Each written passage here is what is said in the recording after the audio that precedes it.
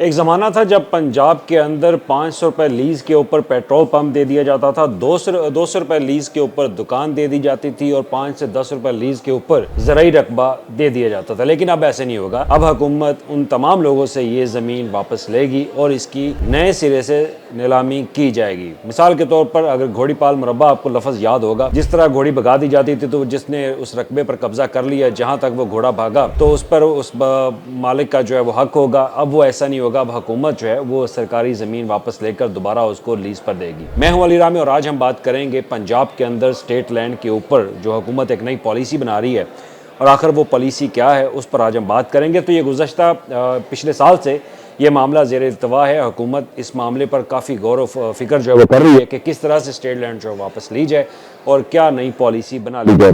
तो वो पॉलिसी का जो लीगल फ्रेमवर्क है और इसके तमाम तर जो TORs हैं और जितने भी फीचर्स हैं उसके, वो मेरे पास मौजूद हैं इस वक्त।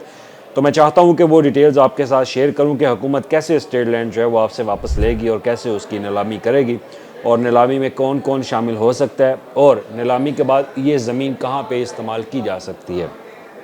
अब हुकूमत ने 4 नए प्रोडक्टिव सेक्टर्स जो है उनकी निशानदही की है और इन 4 प्रोडक्टिव सेक्टर्स के अंदर वो सरकारी जो स्टेट लैंड है वो लीज़ पर जो है वो देगी। अगर देखा जाए एक डाटा के मुताबिक तो लाखों एकड़ में रकबा जो है वो पंजाब के पास बतौर स्टेट लैंड जो है वो मौजूद है, जो कि सरकार के पास है। लेकिन सरकारी जो कागजात हैं उनके मुताबिक देखा जाए तो वो लीज़ पर दिए और लीज़ पर ऐसे दिए हुए कि बहुत सस्ते नर्ख में, सस्ते पैसों में वो ज़मीन जो है वो पेट्रोल पंप हो या दुकान हो या घर हो, ज़राई ज़मीन हो, कोई फार्म हाउस हो, वो लीज़ पर दे दी जाते, लेकिन फिर वहाँ से रेवेन्यू हासिल नहीं होता। अब हुकूमत ने प्लान बनाया कि वहाँ से रेवेन्यू जितना ज़्यादा हो सके वहाँ से हासिल किया जाए और रेवेन्यू हासिल करने के बाद वो रकम कौमी ख़जाने में जमा हो और उसके बाद यही रकम जो है वो डेवलपमेंट के ऊपर ख़र्च की जाए या जो स्टेट लैंड है वहाँ पर अगर कोई पार्क बना हुआ है तो उसके ऊपर खर्च की जाए, वहाँ पर कोई इंडस्ट्री बनी हुई है या कोई भी ऐसा हुआ कि कैपिटल वहाँ पे अगर इन्वेस्ट हुआ हुआ है तो उसकी तरक्की के लिए वहाँ पे पैसा जो है वो खर्च किया जाए।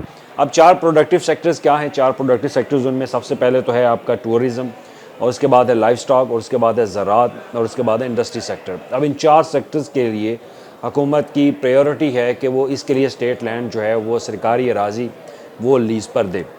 और लीज़ पर देने के लिए सबसे पहले जो पॉलिसी उन्होंने ये बनाई है कि ऑक्शन जो है वो कैसे होगा। तो इसमें ऑक्शन जो है वो ओपन सोर्स भी किया जाएगा, वन सोर्स के थ्रू भी होगा और नीलामी जो है उसमें हाई रेट के हवाले से भी जो नीलामी का तरीक़ाकार है उसके तहत भी की जाएगी। लेकिन इस नीलामी में सबसे पहला जो एक चीज़ उन्होंने ऐड की वो ये कि हुकूमत उनको पहला राइट देगी जो पहले सरकारी स्टेट लैंड के ऊपर जिनको पहले लीज़ पर दी गई थी उनका पहला राइट होगा और हुकूमत उसकी बोली जो है वो तय करेगी। तो उसके मुताबिक उनको वो रेट जो है वो लगाना होगा। अगर वो नहीं लगाते तो वो 14 दिन का उनको टाइम दिया जाएगा, तो वो 14 दिन के अंदर अंदर वो अपना जवाब जो है वो देंगे। अगर नहीं देंगे तो उसके बाद उनसे ज़मीन जो है वापस ले ली जाएगी। लाहौर में या पूरे पंजाब में बेशतर ऐसे एरियाज़ हैं जहाँ पर स्टेट लैंड के ऊपर फैक्ट्रियाँ जो है वो लोगों ने खड़ी कर रखी हैं, लेकिन अगर उनकी लीज़ की ज़मीन अगर देखी जाए तो वह वहाँ पे 1 रुपया या 2 रुपये या 30 रुपये इस हिसाब से रेवेन्यू जो है वो हासिल हो रहा है। तो लाहौर में ऐसे बड़े मुकामात हैं। अब आपके ज़हन में लाहौर का सबसे बड़ा जो एक सेंटर है वो आपको याद आ रहा होगा, तो वो भी इसके अंदर जो है वो शामिल है। और उसके बाद ये क्योंकि मामला जो है वो असम्बली के अंदर भी ठहराया गया कि कितनी स्टेट लैंड और वहाँ से कितना रेवेन्यू आ रहा है, तो उस पर होशरबा इंकशाफात जो है वो हुए और उसमें लाहौर का जो जिम खाना है इसका भी तज़किरा जो है वो किया गया। तो अब हुकूमत इनको जहाँ पे तो इंफ्रास्ट्रक्चर खड़ा हो चुका है उनकी रीस्केड्यूल करेगी। वहाँ पे उनके अगर ये कहा जाए कि वो मसमार किया जाएगा, ऐसा कुछ नहीं होगा। उनको रीस्केड्यूल करके नीलामी जो है वो की जाएगी ताकि अच्छा खासा रेवेन्यू जो है वो वहाँ से आ सके। और उसके बाद तरीक़ाकार है जी कि आपका जो अप्लाई कौन कर सकेगा। अगर आप सरकारी अराज़ी लेना चाहते हैं ज़राई रकबे के लिए यानी कि काश्त के लिए, तो उसके लिए सबसे पहले तो आपके पास एक तजर्बा होना चाहिए कि वाकई आप काश्तकार है या नहीं, और उसके बाद एक सर्टेन अमाउंट सिक्योरिटी के हवाले से आपके पास होना चाहिए और आपका तजर्बा यानी कि 5 से 6 साल का आपका तजर्बा होना चाहिए कि आप अगर ज़राई रकबे पर काश्तकार करें। लाइफ स्टॉक की बात कर ली जाए तो लाइफ स्टॉक में अगर आप लाइफ स्टॉक फार्मिंग करना चाहते हैं तो अगर आप कोई फार्म बनाना चाहते हैं लाइफ स्टॉक के हवाले से यानी कि गाय का फार्म है या बकरियों का, इस तरह से, तो उसके लिए भी आपके पास तजर्बा जो है वो होना चाहिए और आपके पास एक सर्टेन अमाउंट होनी चाहिए कि आप इसका 2 साल तक का ख़र्चा जो है बर्दाश्त कर सकते हैं या नहीं। तो इस तरह की चीज़ें इसके अंदर जो है वो शामिल की गई। अब टूरिज़म के हवाले से अगर कोई भी सरकारी लैंड अगर आप लीज़ पर लेना चाहते हैं तो वहाँ पर आप पार्क्स जो है वो बना सकते हैं। कोई टूरिस्ट प्लेस अगर ख़ास तौर पर मरी की अगर बात कर ली जाए तो मरी में अगर कोई सरकारी स्टेट लैंड है तो वहाँ पर आप अपने हट्स जो है वो बना सकते हैं। कोई होटल जो है वो आप तमीर कर सकते हैं। अगर वहाँ पे ऑलरेडी कोई होटल मौजूद है तो उसको आप लीज़ पर ले सकते हैं। और उसके बाद अब इन पार्क्स के हवाले से वहाँ पर जितना भी रेवेन्यू होगा वो रेवेन्यू आपका होगा। और हुकूमत आपसे एडवांस में जब आप लीज़ अगर हासिल कर लेते हैं तो 1 साल का एडवांस किराया जो है वो आपको देना होगा। और हर साल का जो किराया है वो आपको जनवरी यानी कि जून, क्योंकि माली साल हमारा जो फाइनेंशियल ईयर है वो ख़त्म होता है जून में, तो जून से पहले आपको वो जमा करवाना होगा। तो ये वो एक क्राइटेरिया उन्होंने मोटा मोटा इसके अंदर रखा है। और अब इसकी पॉलिसी की तैयारी के हवाले से आज भी एक अहम इजलास जो है वो हुआ सीनियर सूबाई वज़ीर की सरबराही में, तो उसमें भी ये मामला जो है वो इनको बड़ा गौर से देखा गया। अब हतमी जो पॉलिसी है, कहा यह जा रहा है कि 30 जनवरी तक इसको फाइनलाइज जो है वो कर लिया जाएगा। अब 30 जनवरी तक इसको फाइनलाइज करने के बाद फिर ये मामला जो है वो कबीना के पास जाएगा और कबीना इसकी मंजूरी देगी।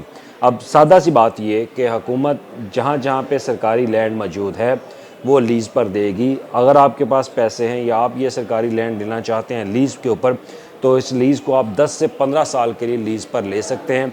10 से 15 साल लीज़ पर देने के बाद जो है वो हुकूमत दोबारा से इसकी नीलामी करेगी। आपका राइट जो है वो पहले होगा और इसमें जितने भी टैक्सेस होंगे वो शामिल होंगे, टैक्स आपको पे करना पड़ेंगे। और अगर आपने कोई गलती की या मिसमैनेजमेंट की, मिसयूज़ किया लैंड का, सरकारी कागजात में जब नीलामी होती है तो आपने अगर कोई कहा है कि मैं इसको लाइफ स्टॉक के लिए यूज़ करूँगा लेकिन आप किसी और मकसद के लिए यूज़ करें तो आपकी लीज़ कैंसिल हो जाएगी। तो आपकी जितना भी आपके अगर सिक्योरिटी डिपॉजिट भी जमा करवाया होगा तो वो भी आपसे वापस ले लिया जाएगा, यानी कि वो आपको वापस नहीं दिया जाएगा। इस तरह की कड़ी शराइत जो है वो रखी गई और फिर ज़िली सतह पर कमेटियाँ भी बनाई जाएंगी। कमेटियाँ मॉनिटर भी करेंगी। मॉनिटरिंग वाली कमेटी जो है वो आपको महीने में 2 या 3 दफ़ा वो जाके चेक करेगी क्या है जिस मकसद के लिए आपने लीज़ पर ज़मीन ली है क्या उसी मकसद के लिए आप इस्तेमाल कर रहे हैं या नहीं। तो इस तरह की चीज़ें जो है वो इसके अंदर रखी गई हैं। तो अब हुकूमत यही चाहती है और इसका मकसद भी है कि जितना ज़्यादा हो रेवेन्यू जो है वो इकट्ठा हो और रेवेन्यू जनरेशन होने के बाद पंजाब का जो अपना एक ऑन सोर्स ज़राए आमदन जिसको हम कहते हैं वो ज़्यादा से ज़्यादा हासिल करना चाहती है। और ज़राए आमदन हासिल हो गए तो डेवलपमेंट के ऊपर बजट जो है वो खर्च किया जाएगा और इसके अलावा जितने भी स्टेट लैंड है उसकी बेहतरी के हवाले से भी बजट जो है वो खर्च किया जाएगा। तो नीलामी के हवाले से पॉलिसी 30 जनवरी से पहले आ जाएगी और उसके बाद हुकूमत मंजूरी देगी। फिर पंजाब असम्बली से इसकी पॉलिसी की अप्रूवल जो है वो बतौर कानून इसका अप्रूव जो है वो कर लिया जाएगा और उसके बाद हुकूमत जितनी भी सरकारी लैंड है वो वागज़ार भी करवाएगी और उनकी नए सिरे से नीलामी की जाएगी। शुक्रिया।